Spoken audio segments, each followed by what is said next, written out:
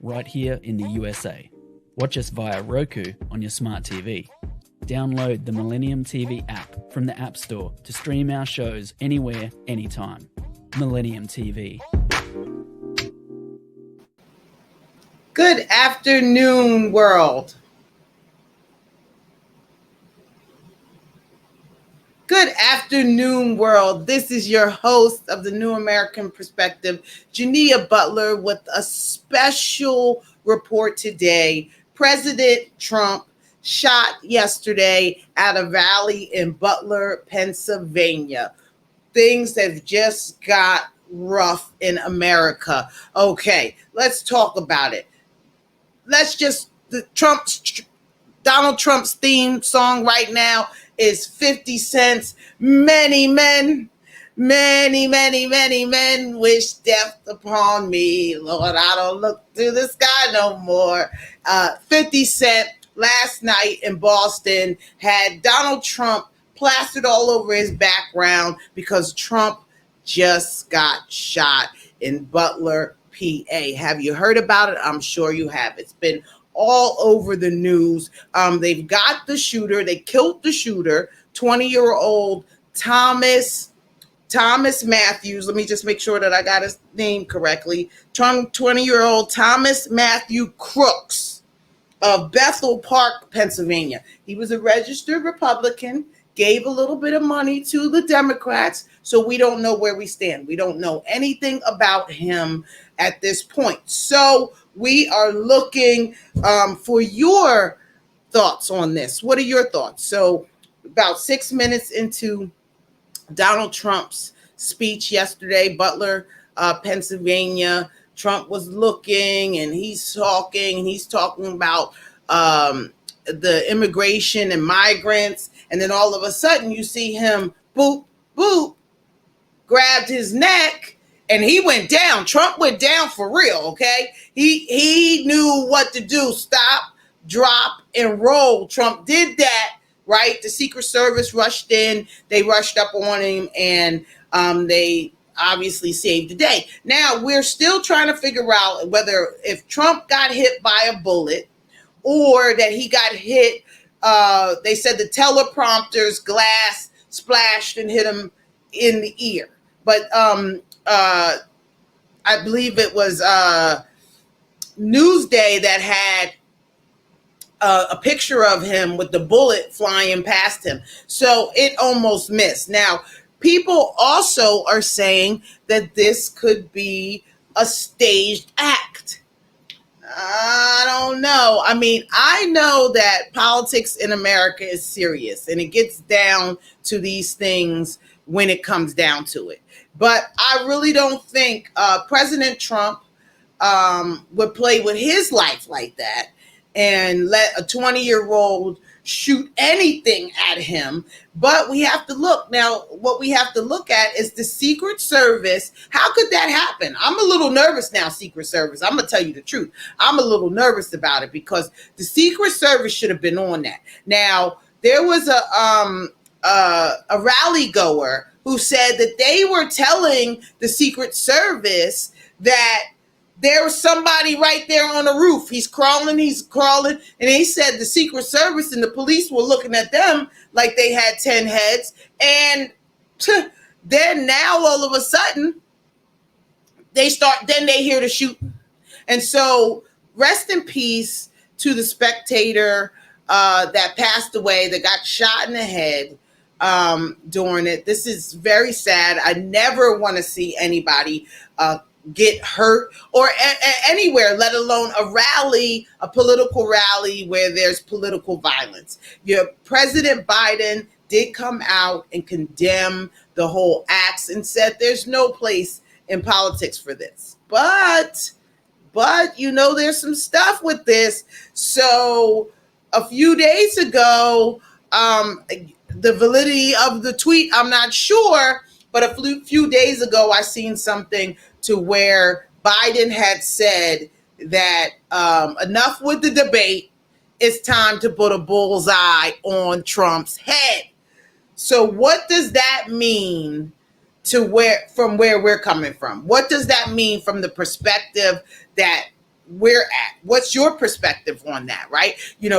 President Biden might have misspoke, and I think even with the January 6th piece, what we fail to realize is that those who influence us and influencers influence more than we mean. I don't think that President Biden in any way wanted to kill Trump, but let's go with the but this takes away from President Biden being old, right? So the media was jammed up with everything. President Biden is too old for this. He gaffed on his words on this. And now it's in a whole new direction. I don't think that Trump or the Trump campaign came up with something like that. And I think that the buck stops where the president is going to get killed. And so I don't think that anybody is going to stage, a gunshot and where somebody got shot next to people saw them die and bleed. But the one thing that I got to say, people, that was not and could not have been a black crowd, because we are running. So I was so impressed that all the people in the stands and all around, there wasn't a stampede. Let that happen in the black community and the shots ring out. I realized yesterday that we have post-traumatic stress, the black community, from gunshots and things of that nature, because we hightailing up out of there, okay? We're going to see the first bullet. We're going to look at whoever we went. We're going to give them the look, and then we out. Heisman Trophy winners in this. And so I applaud the people for remaining calm and not creating a hysterical moment, because, again, I'm still, the whole thing, I'm like, well, who told the people to stay still? Because they all ducked. And you know who I want to see, right? Who I want to talk to, who I want to interview on the New American Perspective is the guy, and I'm assuming that his wife, that was in the middle, standing up, looking, oh my God, oh my Jesus. Then they're looking and they don't even get down. They trying to check on Trump. I mean, geez. I mean, what a day. What a day in American history.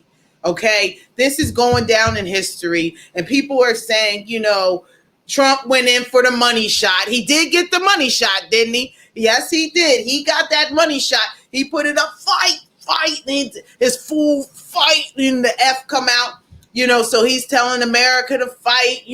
He's got the blood on his hand, blood streaming down the face. Oh, that was Trump's dream moment. But of course, nobody wants to really be faced with bullets or death or anything of the kind. So America, we've got to really take a look at ourselves, and we've got to really take a look at this fight that we're having with the Democrats and with the Republicans across the board.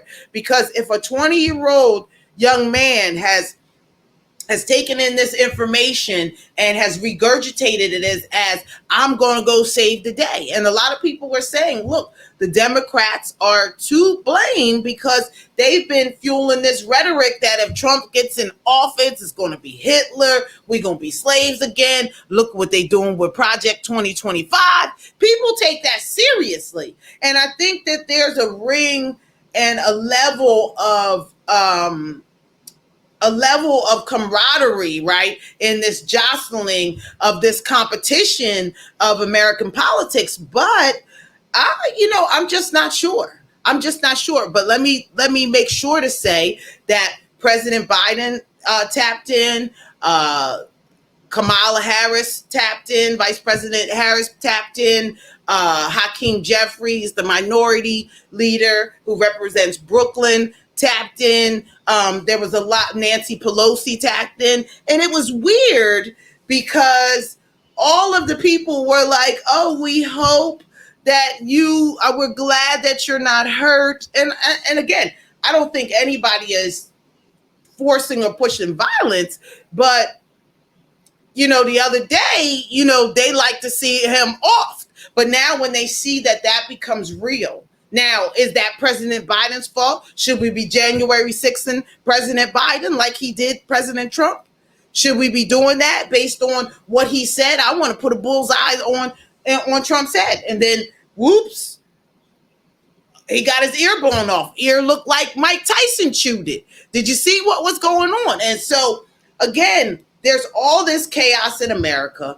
The Republican National Convention starts tomorrow. So this is the moment that the Republicans are waiting for, because now the Republicans, they gonna have souped up. I can't imagine what kind of security is going to be around the RNC now, right out in Milwaukee for the next 4 days, from the 14th today to the 18th. They're going to be strong out there now. So the Democrats are really going to have to come with something. Right now, they're sympathizers, and they're having sympathy for President Trump. And also, let's talk about the Secret Service. You see how the Secret Service jumped in? Listen, again, they make me nervous, because how does a young boy climb up on the roof of a barn at that? So you didn't case the place right? Another rally goer had said the last time Trump was there in Butler, Pennsylvania, they were at an airport hangar, and they had snipers on every side of the roof. And I just think they took it for granted, or they took some people off the detail. The Tupac scenario where, they took his bulletproof vest off, took his main detail off, and then he got offed. But thank you God that President Trump only got grazed on the side of his ear. God is with him no matter what. It wasn't his time to go, no matter what anybody tried to hoax, put up, anything. It wasn't his time, thank God. But I think that we all took a step back in the United States yesterday, and we all had to look at what it is. And I'm going to participate in saying that the political rhetoric is no good. We can't keep shaming one another for our political views. In America, we have a choice. In America, that choice is personal. You could choose to share it, or you could choose to keep it to yourself. But it's your American right as a citizen of the United States is to vote, and to choose which party that you want to vote for, and to choose which regime that you want to vote for. And it's not, the people on one side or the other. It's a numbers game. So the biggest thing right now is the election, people. What you want to see, if you want to see Joe Biden in office, all respect to you, right? If you want to see Trump in office, all respect to you. But let's not hurt each other. Let's not go, too far into this. Let's not see any copycats. I want to show up at a rally, and I want to be assured that I'm not going to get shot at a rally, whether I'm a Democrat, I'm a Republican, I'm an independent. I don't want to get shot.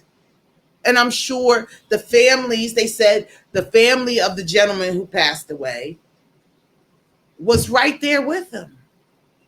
Could you imagine? You go to a rally for the United States of America, for the president of the United States of America, and choosing who you want to vote for. And some vigilante young kid decides that he wants to take aim at this because people in America are free to think and do what they want.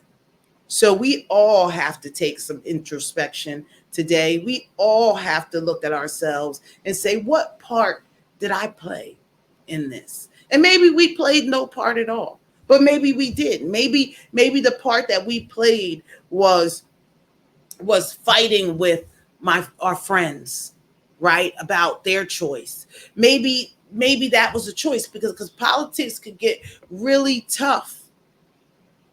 And going into this is the biggest presidential election of our lives.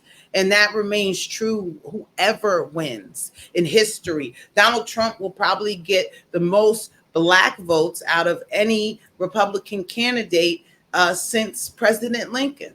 Now they have tried to assassinate him. He goes down in the books, just like President Lincoln. So let's look at all the things, again, I rest in peace, and I'm sorry for anybody that lost a loved one out there, and that again is horrific.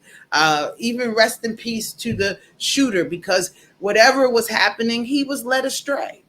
He was thinking in the wrong context of whatever he was doing, and he was too young. He just graduated high school in 2022. So what is he going out to shoot the president for? What was his role? Did he want to be a martyr? I don't know, but it doesn't make any sense. And the rest of America is right when they say that we do not. There's no time for this, and there's no space for this in American politics. So we bring you this news today. Again, Secret Service, they were on their job. Let me just say, I had to get, my way. Let me just say this about the Secret Service. They was fly. Okay, the Secret Service, I don't know. They might have reacted a little late because they always got, the piece in their ear. They always act like they're looking, boo boo, why you didn't see this?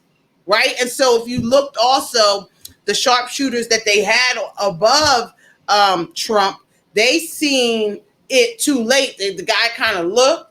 So what am I saying? And I think they just don't think that they're going to have any action, especially in a place like that. But when you talk about setups, you use the most unlikely place, the most unlikely person to carry something like that out. We look at President Kennedy, who was shot and killed in his motorcade. We look at Martin Luther King, who was shot and killed on a balcony in Memphis, Tennessee. We look at all the others who have gotten shot and the assassination attempts on our presidents. And so we, the media, the people who are heavily involved in politics, the pundits, everybody has to take a moment to say, what part did I play? If the young people are looking at us and the young people are digesting what we're saying and feeling like they want to get the AR-15, and see, that's another thing.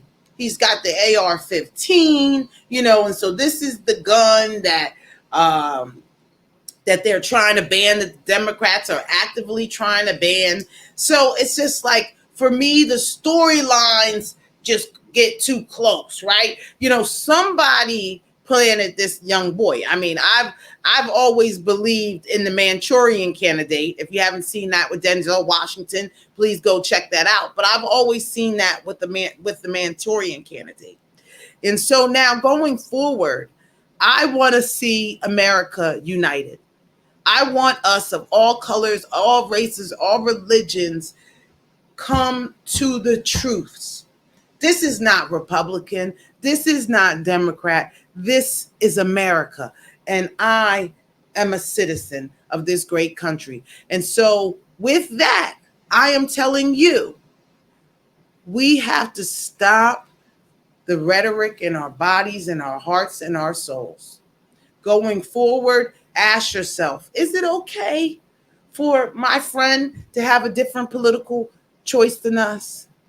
Do we have to say that it's the end of the free world if another American citizen gets in the White House? And truthfully, anybody.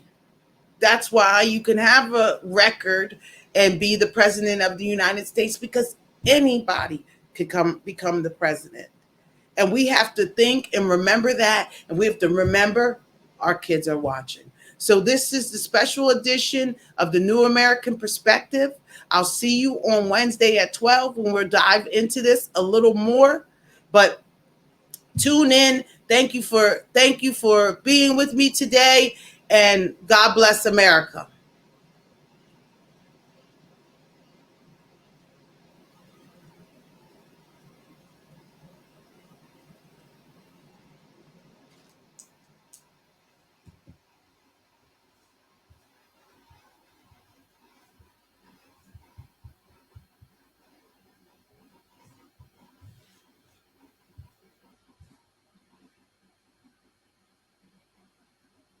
I must be a little early on my closeout. But what I'm saying to you,